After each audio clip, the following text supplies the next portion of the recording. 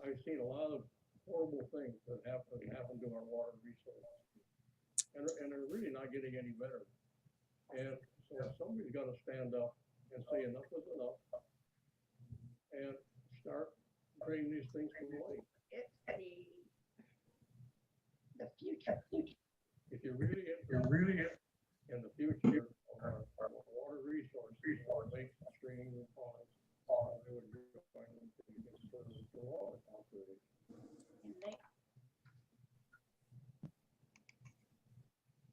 This is the People's Water Board Coalition Water Wednesday webcast for May 25th, 2022.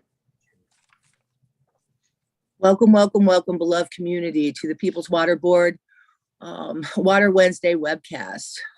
With heavy hearts today, we open up our show, and we really want to hold parents, students, and teachers throughout the nation today in our hearts.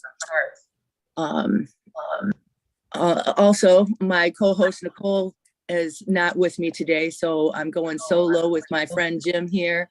Jim he works with the Michigan Citizens for Water Conservation. He has done amazing work throughout his life. Really, he's a real water warrior. Thank you, Jim, for coming today. So important to have you here. Well, Can you hear me okay?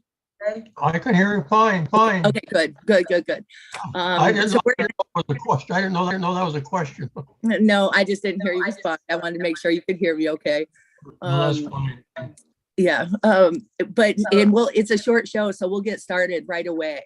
Thank you again for being here and for all the work that you do. And this is a very important conversation to have. Thank you for reaching out to us to have it. So we'll jump right in.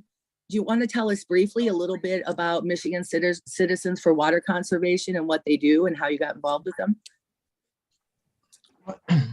Well, here's what's put out on the thing. It says to curb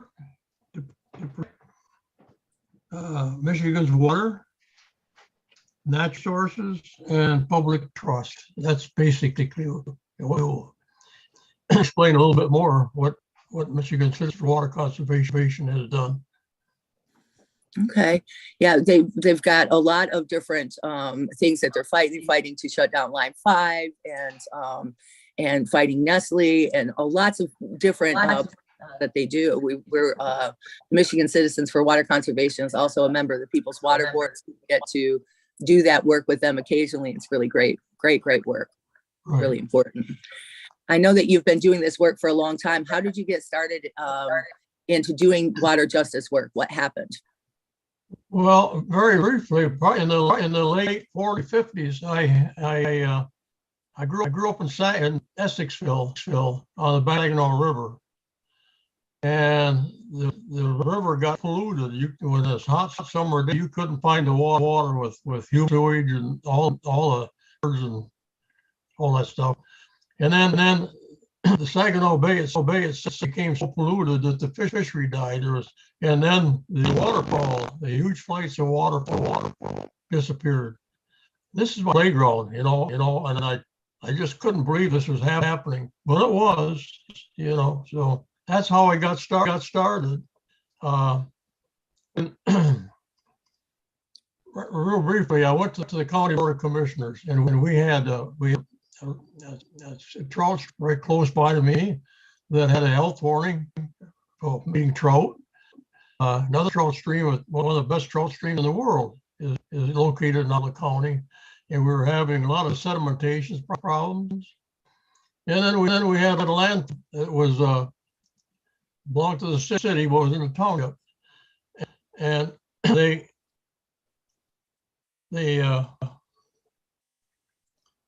I lost my train of thought. It's okay. It happens all the time. But anyway,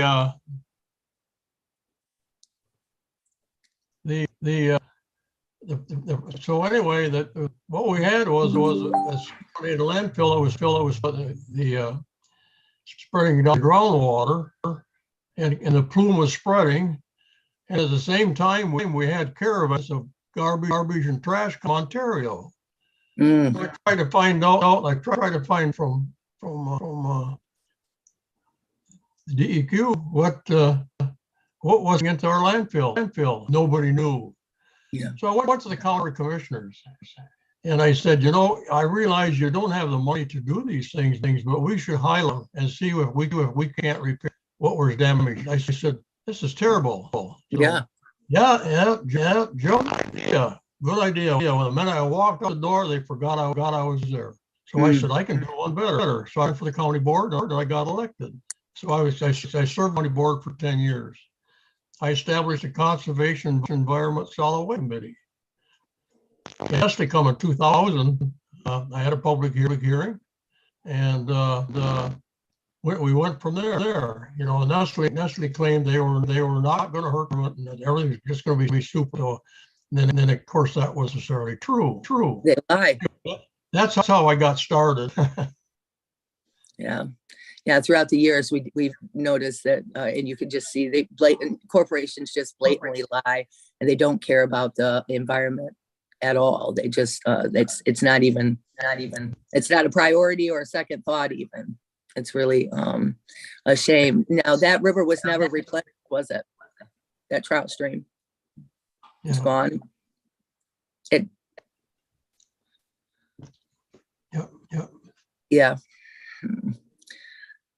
Yeah, I know that you were involved with, you've been involved with making a couple movies, and there's a couple really important movies that you shared with us, and we're going to put these movies, as Jim's talking about them. Well, as soon as we get done with this show, I'm going to put them in the comment section so that folks can see them. Plus, we're going to share them on our website. But can you tell us a little bit about your involvement in those movies and why they're so important for people? Although the first crew came from California, story of stuff, and they spent the day with us. We did a video. Unfortunately, I can't find it anymore. I've taken the thing off. But I think probably one of the important ones was Netflix has a series called Rotten. Rotten is all about food.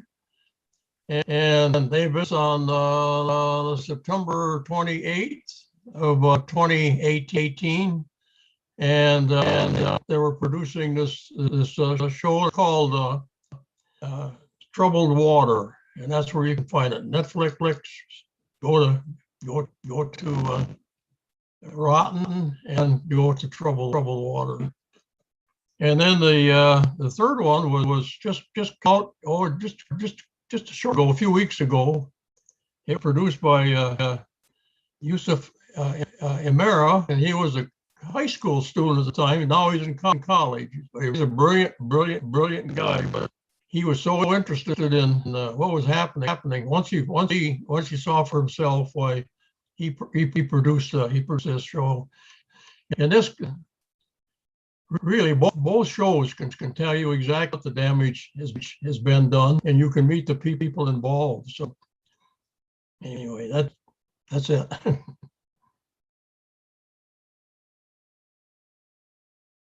Oh, I lost you.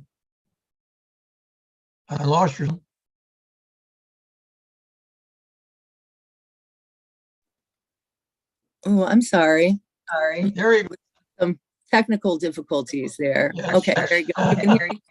Yes, very good. I'm sorry about that, folks. Yeah, it's so important when mainstream films put together our stories like this and people are actually able to really see them.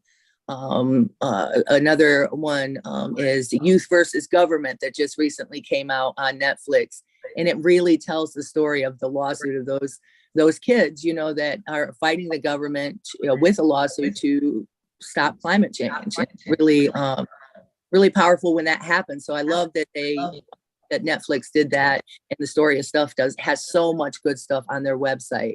After you and I talked the other day, I spent a lot of time on the Story of Stuff website, watching their videos, and some of them are really, really profound, and especially the ones about water. Right. The one thing that really connects us all, really is. So what are you working on right now as far as your organizing against Nestle, or what are you working on? The part we're still having a problem. Okay, we have two trout streams, Osceola, small trout streams, but they are cold water. And they've been so compact that, where you look at a stream sometime and it's water is rushing and bubbling. And if you look at this on you can see the water and it's bubbling and it's not deep. Yeah. We've done all our research we can on it. Information to DEQ, now Eagle, and nothing. They've showed over and over and over again that they work for corporations and not people. Yeah. It's so disheartening, even when we meet with them and they have these meetings and stuff, and they invite people to come and give community comments and things, and then they give people like 2 minutes, but they'll give the corporations 15 or 20 minutes to talk first. And that's always so difficult to see. Right. When the community only gets 2 minutes to speak and the corporations get so they've showed over and over again that they just don't care about people. They just didn't. Yeah, the MDQ or Eagle, both of them. I was going to present my if I have enough time, but yes, you've got time. Yeah. Yeah, but, so basically, Michigan Citizen for Conservation got started. Nestle first came in, they went across the county. They convinced the DEQ that they could pump 400 gallons. They're going to sanctuary spring, not the environment. It wasn't very long when dead stream starts the sanctuary. And then it runs into Thompson Lake, and then another little lake, and continues on to Keegan. But what happened was, all of a sudden, that stream is down to a trickle. Thompson Lake's starting to dry up, and this little lake's drying up. So the local organized Michigan Citizens for Water Conservation, and I before my time, but they got $1 million in 8 years to take on this. So my question is, always has been, one thing, why didn't Nestle reduce their pumping adequately so they didn't have to destroy all the resource? Number two, where was the DEQ? Right. That's what they're for. No, so anyway, eventually the judge shut Nestle's down. And time later, why they allowed it to zoom at a much more at a time. Yeah, and much less. Let's put it that way. So then I went to Osceola County, the city of Everett, and they started pumping city water in 2005. But there's a water well driller, Kit Waldron, and I knew Kit, and in early 2000s anyway. He apparently wrote a letter to the editor of the Everett paper and said we cannot see having Nestle come in. Yeah. And so I called called him, and I said, what was that letter all about? He said, Jim, he said, between the city of Everett and the tree in the city, he said the aquifer has declined by 10 feet. All right. Oh, so devastating. Okay, but at that time, EQ Eagle was told that. We advised them on it. So in 2017, finally, I decided that now Nestle is setting there from 250 gallons a minute, 400.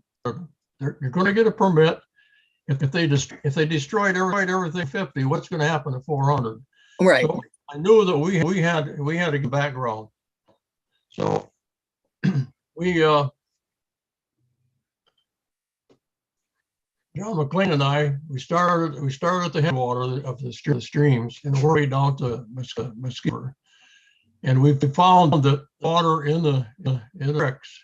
For one thing, I had no idea about flow, how much, what current the flow was because of time, but it sure didn't seem like a stream. I fished trout almost my entire life, and I know what a trout stream looks like.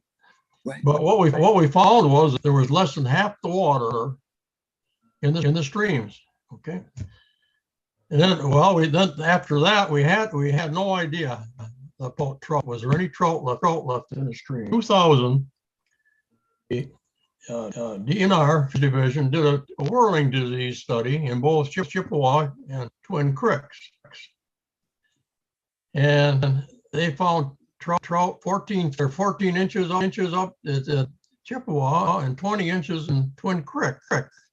So what we did, we contracted out with Dr. Mark Lutenin from Professor Grand Valley State University to do a study, and he did it in 2018. Well, I had approached the DNR earlier and asked if they would do it, blew me off. But then there was some advertising, so all of a sudden they decided they were going to do a study. So both studies were done. Both studies coincided with each other, but Right. only find 2 trout in both streams was over 10 inches of length, because 14-inch, 20-inch trout can't live in 3 feet of water. Right. So anyway, we have no idea right now, because the last information we have is in 20 on the aquifer. We have no idea now. You'll see if let me take a quick look here. Okay, so Nestle has taken 1 billion,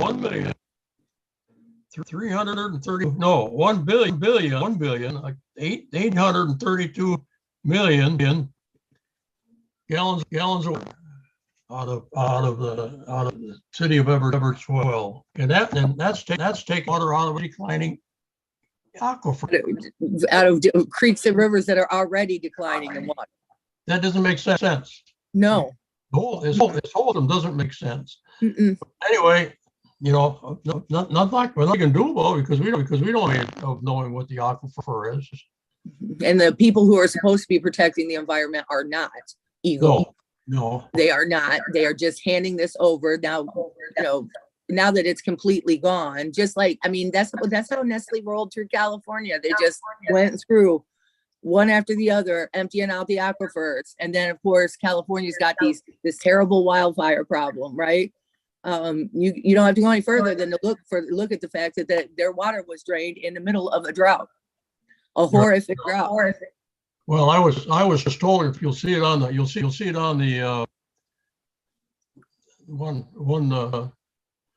not the Netflix one, by Yusuf. I make comment that I heard that Nestle was taking times more water than what they were allowed in California. Nobody was doing anything about it. No.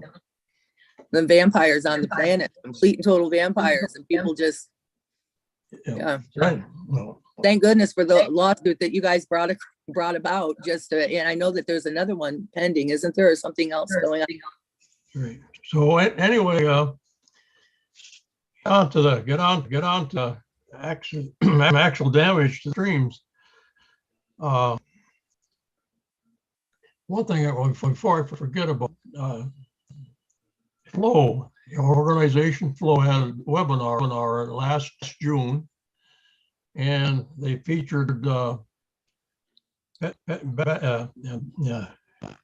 Peggy Case, and the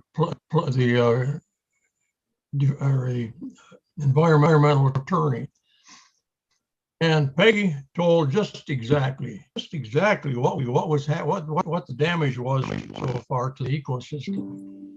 Yeah. Eagle responded, Peggy was lying. He wasn't telling them. That's what they said. Peggy telling the truth. That was her response. Who are these people? Okay. Right. Like, how dare you? Yeah. Say So anyway, so that's they, so you know, if you look at the video from Netflix, you'll see where the spring. And I think that's why anyway, you'll see where the spring was. It had to be an impressive stream. It come off the hill.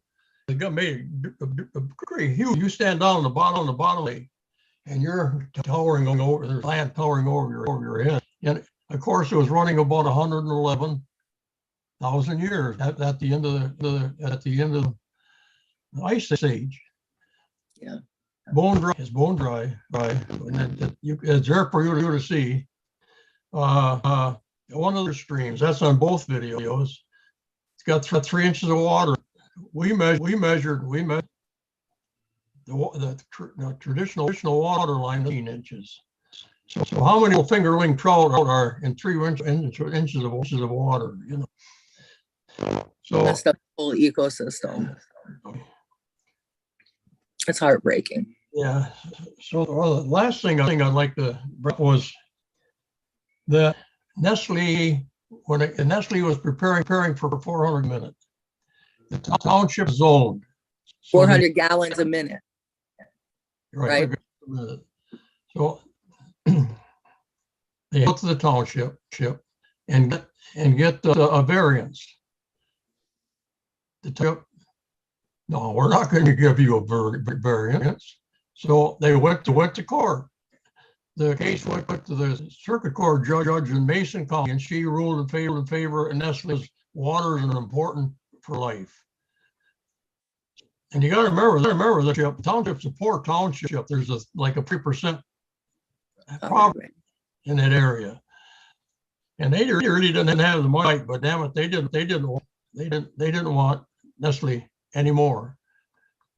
So the judge ruled with them. Yeah, with the people. And so they appealed it. They appealed it to the Court of Appeals. The appeals finally made a ruling on the township's favor. They said water doesn't Nestle. Nestle thinks it belongs to them, but it doesn't. Right. It belongs to the people, especially the township, the farmers and people with gals. But thank goodness that they all came together. Every once in a while we get small wins, and that was one. Well, one of the reasons for the deal was the township built a home just several years before Nestle come in, and he said Jim I had the best water in the world. I really did. And he said a year or two after Nestle come in, he said all of a sudden my water went hard. So he said I had to install a hot water softener. Soft water system. And then on top of that, his own property, he had two spring-fed ponds. It was large enough he had a waterfall on. They both went dry. And so anyway, and the township started complaining. The township board of the which of their wells and their water, so they weren't going to give them any more water. So that's why, and it cost them quite a bit of money to fight Nestle, but they did. But Nestle does. They're counting on these poor townships. You know, they don't have the money to fight them. Yeah.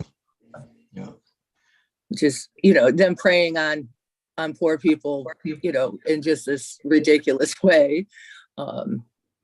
We'll take your water from your whole town, and you won't have just because you don't have the money to fight us. We're this monster vampire corporation. That's. I don't think that people understand how people living in poverty are affected on a day-to-day basis just for being poor, and that is one. And it's criminal. It's, I mean, taking Okay. water from people.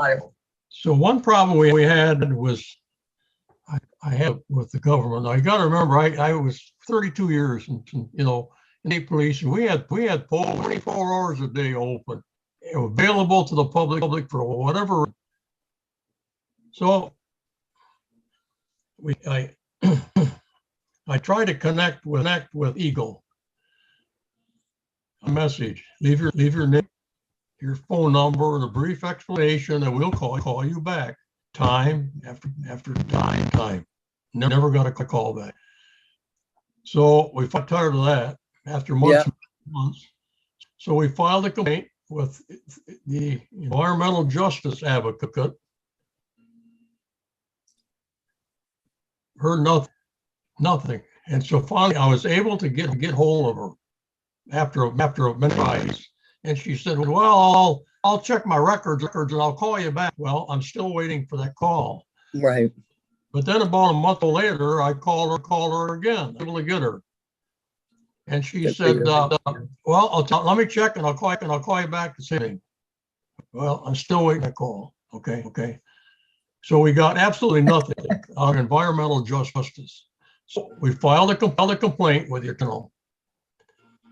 And in the complaint, what we filed is in violation of Michigan's Constitution. It's Article 4, Section 52, 52, the Michigan's Constitution violation. And then another violation of the state law that says groundwater pumping, no negative impact on the environment. That's a state law. So they just finally they we just get got break a hold. law every day. There's like it's literally a law. They just get break the law every day. Finally, we got hold of the Attorney General on a side thing, and she indicated, well, I have to have laws to enforce. We just gave you 2 laws. She never read the complaint. I know she didn't. In fact, I did one better. I say, what, Mr. General, be our guest. We'll be your guest. You come and we'll show you the damage that just happened to the environment. And she didn't take us up on it. But twice I contacted the governor's environmental aid, and twice she just sloughed it off to Nestle again. And I did get a call twice from Nestle, and that I got nowhere and didn't get anywhere anyhow. So it's just been like kind of a nightmare. I really didn't expect it, not from one before. You know, the people at the DEQ, and especially on the local people, because I was, I was pretty close to those guys, and they did some amazing things, and really thought that's what I could. I was just amazed at what happened. Yeah. The county government or city, or I'm sorry, state government owes the people access and accountability. There's no access, there's no accountability anymore. Okay? No. Nestle set themselves up. All the corporations set themselves up. It's all really criminal. They walk around like mobsters of the earth. It's just, it's all really criminal. Thank you for all of that information, Jim. And and all of the work that you do, all of the work that Michigan Citizens for Water Conservation does. We're really grateful that they're part of the People's Water Board, and for all the work that they do, and we're able to collaborate with all that work. Well, Thank you. thank you, Barry. But one last note. This is just the beginning. Any corporation comes in and wants to destroy our ecosystems and our environment. Apparently they're welcome to. So That's where we got to meet. That's where we all got to really organize and meet in the streets, and just refuse to let them keep doing this to us. At some point in time, we've got to respond in a real way. And stop letting this whole system do this to us and the earth. And it's, you know, it feels like it's too late every day, but I listen to Maud Barlow a lot, and she talks about keeping hope. As a matter of fact, she's doing a talk with Flo in the next couple weeks. Everybody should go to Flo's Facebook page and sign up for it, because we do need somebody to kind of, or folks that really feel hope to show and to show that hope to the rest of us. Thank you so much. What I'd like to end with the three bills that are introduced. Sitting there pondering in the legislature. And there's House Bill 954. That's water diversion. Bill 595 is public trust, and 595 requires the DNR to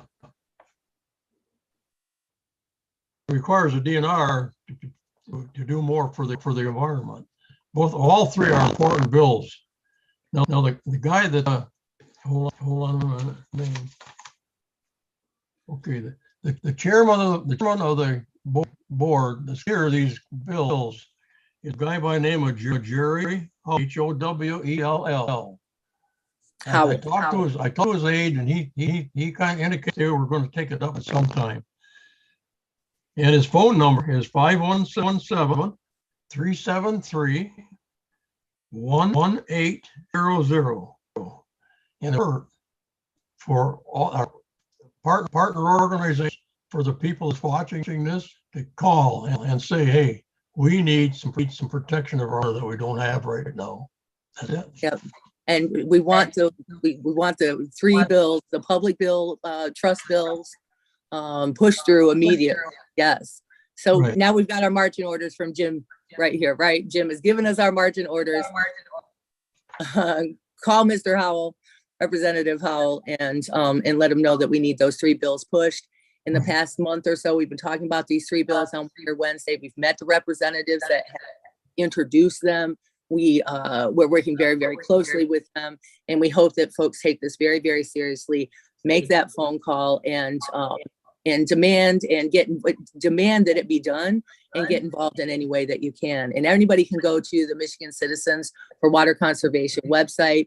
It's right there on the front page for you to get involved, in ways for people to get involved. Please do that as well, so that you can stay abreast of ways for you to fight back.